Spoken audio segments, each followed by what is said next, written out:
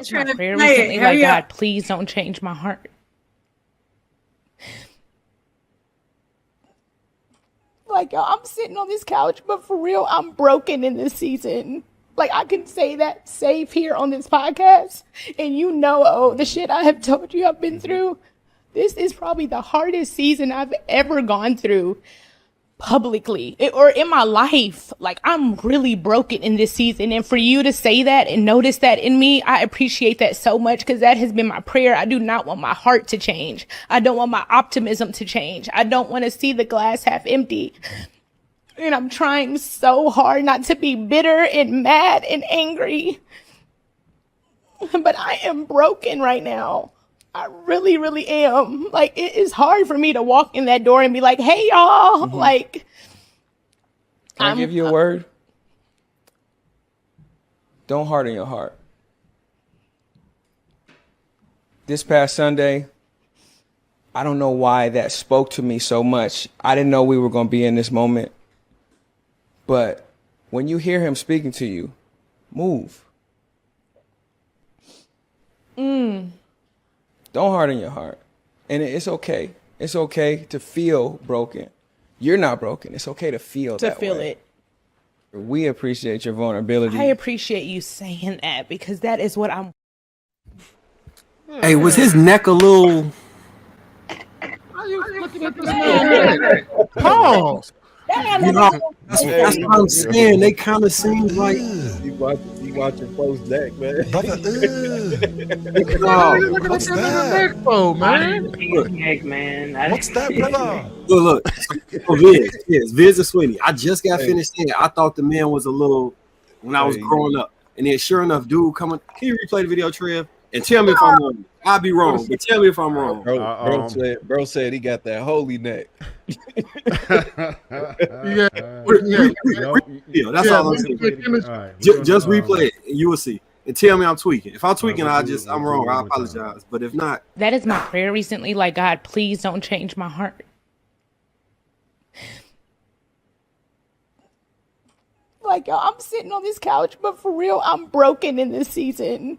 Like, I can say that safe here on this podcast. And you know, oh, the shit I have told you I've been through.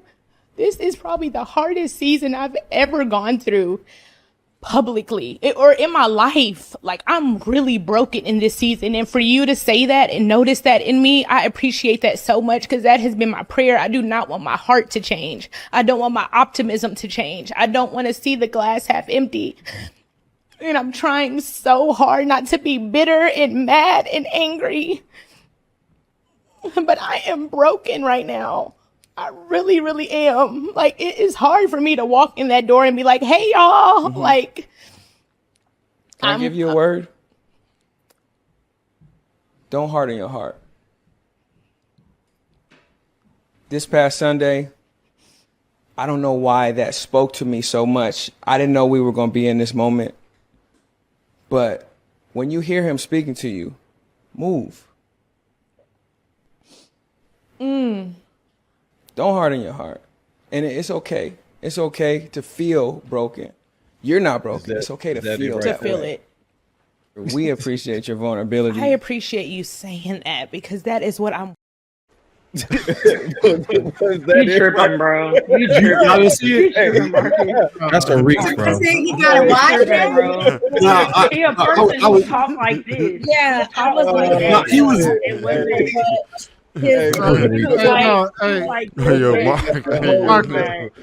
Marcus, you tried. Marcus, you tried. Basketball coaches talk like that. Look, it's the extra like, and I don't want to emulate it, but that sanctified neck, huh? Your gator going off, bro. Y'all know what I'm talking about. Y'all playing. Okay, well, let's talk about most of the churches hold a lot of, alternative men. Here she go. You said most churches? I can't agree with that. I said a lot of churches. I don't care about you. Said most. I said a lot of churches. I've seen it. You said most. Most churches. I didn't say all churches. But I said most, meaning majority, meaning 51% or more. That's you're going to that church of sin. It doesn't matter what church. Nyla, wait. Inglewood Apostle. I gotta Yes. stop you. Let's not take away from the seriousness of this moment in this conversation. Exactly. That's Let's but not- that's what let's- we're being brought up. The Yeah, gay No, wait, him stop. addressing that. No, hold on. Let me finish. I'm talking Nyla, about him talking about what he noticed in the man's mannerism. Nyla, stop. No, I'm gonna continue. You can't stop me on my ideology. I'm saying what I'm saying was his gaydar. We're talking about what he thought in men as far as their sexuality. That's not taken away from the seriousness of what he was saying. What his response was, but what I added to was that I've seen men who in the church community and my community. Come on, man. It ain't no man. I'm a woman. Bring confusion I'm a woman. No, we're not bringing that into it. Don't talk to me, to your boy Marcus, because that's who said something. I'm responding. So don't check me about that. You can't correct me about that. I'm just only giving what he didn't say it to you though. That's the thing. No, he I'm mentioned it, and then you went back into it. So I did because he just said we're saying that no. Did you see? All right, we can set up. Did you see it, Nyla? Yes or no? That's not what you were talking about. Okay, all right. So we on the same page. Let's leave it at that. Talking about, but that's not taking away from the seriousness of what she It was is talking taking away about. from the seriousness. No, it's not. No, it's not. I disagree. I totally disagree. I disagree. Well, Nyla, I'm gonna give you. Nyla, I'm going to give you a chance to respond to the. I disagree. I want to. Nyla, I'm going to give you a chance to respond to the other part of the video. Well, you know what about her being broken and everything, and her breaking down, crying. Because you know why she's broken? Because she's been through a string of horrible relationships, and so if she, like I said, if she was ever raised in the church and she had a spiritual foundation, and she got into a world of men that she thought, okay, I know that I have a spiritual foundation. I would like that. I would like to see that quality in a man, just like some men would like to see quality in a woman of maybe being more domesticated or, not being so aggressive. There's certain qualities in a person or a mate that you want. So as her growing and being in certain environments, she's looking to be led spiritually, and she's feeling broken because she's allowed herself to be broken from the things that she's attracted and tolerated. So now she's like, okay, I've never had that. I'm looking for that experience. Hold on. Selective association. We are not going to blame the men for her being broken. It's her responsibility. No. You check. What I said was the men that she's allowed in her life. That I'm not blaming the men, but the men that she's allowed in her life that obviously didn't add up to what she thought could fulfill her, that commit to her. So it's not the blame of the men. It's some of the choices that she obviously made for her to say, I'm broken. Her brokenness stems from the choices she's made. And now she's looking in a different direction from what I'm observing, that she wants something she wants a man to lead her. Can I say something? Sure. The guys are actually right. Her saying that she needs a spiritual leader, she is kind of like scapegoating the man in this scenario. She is saying that I'm broken, even though she picked wrong guys. Now she's saying she's looking for a man who's spiritual, but that was her fault that she didn't pick a spiritual man. I mean, that's the same thing I just said. You saying it in a different way. Hold on. You saying it in a different way. Like if people interrupt me, I'll forget. Yeah, but I didn't say that she was blaming men. I didn't say that. I'm just talking about her. I'm not saying it don't have nothing to do with what you're saying. But what they're trying to say is they know like her character, and she was the one talking about a guy 9 to 5 is like she can't deal with that because that's not on her level. Right. So now it's the 9 to 5er. Now it's that the guy is not a spiritual leader. It's always the man, but it's never her. And I agree with you on that. I feel you on that. Yeah. At some point, you got to be healed before you go into a relationship. So let's say a good man did come around. I can't finish. Let's say a good man did come around. She would not be prepared for that. Why would God send you somebody? You're broken. Go get fixed. You need God. You need to stop being on the podcast. Go get you some God. Go fill that hole in your heart. And when you feel renewed and rejuvenated, many men will be attracted to you. So you need to get yourself together, then you need to be a spiritual leader, and then I can follow you. No, you need to be a follower of a good man that follows God. So it's like she's demanding now that I want a spiritual leader. You better be leading me. You better be leading me in the word. You better be kneeling your knee to pray. Like, just be who you are and who God called you to be. Clean yourself up. Stop looking for a man and be that example. And then it will come to you. Can I also add that she also just fell out with her last business partner, who she had the last podcast with, the other young lady who, so she fell out with her business partner. So you're falling out with business partners. You got famous off I don't want no 9-to-5 man. That was that's how she blew up. That's how her comedy started. The whole planner. Like, that's how she became big to the world, mainly. That's when I heard of her. She was maybe on the come up. No, she got big off of Wildin' Out.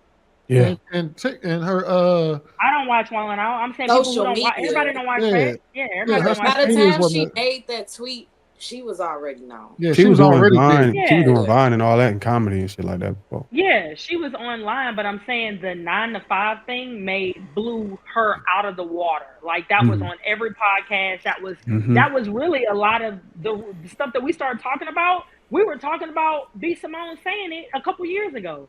So I didn't know who she was before that because I don't watch Wildin' Out since 10 years ago. But I mean, that's her whole premise of what men are has completely flipped and changed.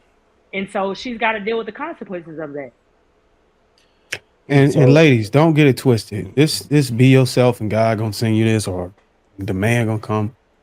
It's a fictional fallacy that a lot of people are adopting these days. The key is to figure out what man you want, what kind of outcome, what is he like, and try to be that. And all the things that you do, whether you get a job or anything, you're gonna develop. No, it's not, because being yourself might be unattractive as hell. Okay, I agree. Being you might be the very thing that a man that you don't want, and you might have to do a makeover. You might have to get yourself physically together, emotionally together, all these things. You got to understand what outcomes you want, what outcomes that he wants. Change it. Let's not get stuck on this Mary J. Blige bullshit about take me as I am. Those things are old, man. You gotta curate yourself for the person you want to be with, lifestyle you want to be with, and the outcomes you want. And just go out and do the work, and you'll see that whatever you want and desire is gonna come to you. Darn, you But if you sit here and say, I'm gonna just be me and he just gonna have to find me, your ass gonna be changing, picking up shit with them little sticks in the yard behind your little poodle. Darn, you said you read the Bible, right? I've read the Bible, yep. Okay, so in the Bible, right, a lot of things that men are looking for, if a woman read her Bible, it's all in there. If she gets her character to be like God's character, men are going to love her. She's going to be submissive. She's going to be kind. She's going to have the fruits of the Spirit. So no, don't be yourself. Be a better version of yourself, but find God, because that's how you're going to get to, that's your cheat code right there. So that's what I'm saying. I'm not saying be yourself, stay yourself. No, become a better version of yourself. The men are going to love a God-fearing woman.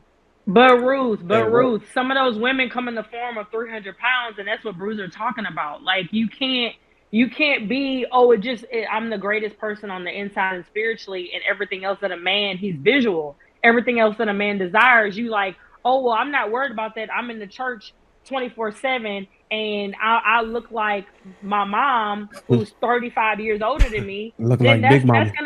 That's gonna be a problem. And you dress Bible. like that. What? Gluttony is in the Bible, right? Gluttony, like you eating too much, is a sin. That's in the Bible too. So if you would just follow that, they picking and choosing. The fact that you stated cheat code. Hold on. The fact that you stated cheat code already let me know that you're trying to take a shortcut. That's not a cheat code. It's hard as fuck to follow the Bible. She stated that it was a cheat code. I don't mean I agree. I'm just talking about what she stated. Picking and choosing words, just like the girls picking and choosing what's in the Bible to follow. But go ahead. I'm picking and choosing words. I'm just. She didn't say that. She didn't say that. I mean, she didn't say what. She was calling what Bree Simone is trying to do, trying to find a cheat code. What Ruth is suggesting is Ruth was saying that the ultimate cheat code was reading the Bible and living in the Word and that's how you find a man. That's the cheat code to finding a I didn't say man. that's how you find a man. I said that's how Realistically, you though, find God. realistically, it is cheat Okay, code. so listen. I believe God. I believe you can find God regardless of living by the Bible. He's omnipresent. All these omni things or whatever, you can go down the list. You don't have to go to church or you don't have to read the Bible to find God. You can be in some of the craziest situations and God will show up. He's a powerful. Why He's would you not wait for restricted. a crazy situation when you can walk with him Hold on, every wait, day? let me damn. I'm Shit. sorry. Go ahead. I do. God is not restricted by your ability to reach him through doctrine or some prayer or book. What He's in the way God's more. green hell are you talking about? He read it once. That's all. What the hell? How you gonna sit here and say the thing that is literally his word is not the thing that gets you closer to him? That makes no sense. Hold on. Before you cut me off, you gotta let me finish so you can understand what I'm saying. What I'm saying, in order to find God, he's not restricted. Your ability to find him is not restricted by reading or praying or doing the right thing or whatever. You could the sinner can find. Show yourself approved. I just want to everybody understand. No, everybody's included. I'm just saying, but I want to chime in. You should study. I just want to make you look. In that you have to if you into the word. That's what they I just want to.